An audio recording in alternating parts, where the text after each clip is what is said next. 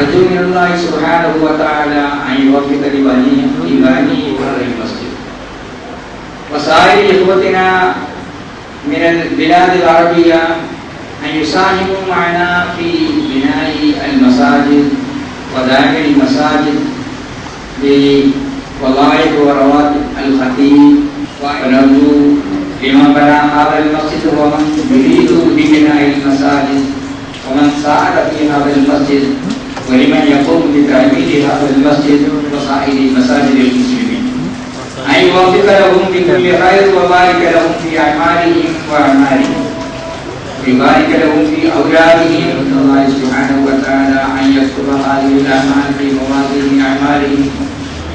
يوم لا ينفع مال ولا بنون إلا من أتى الله بقلب سليم.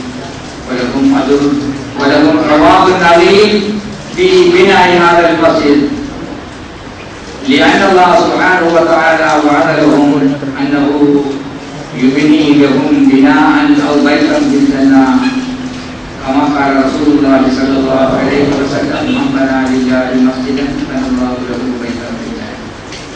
وأخيرا أنا أرجو من كل الإخوان أن يدعوا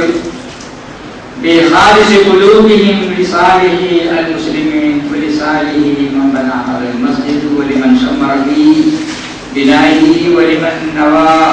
أو عمل بما فيه خير للأمة الإسلامية ولما فيه خير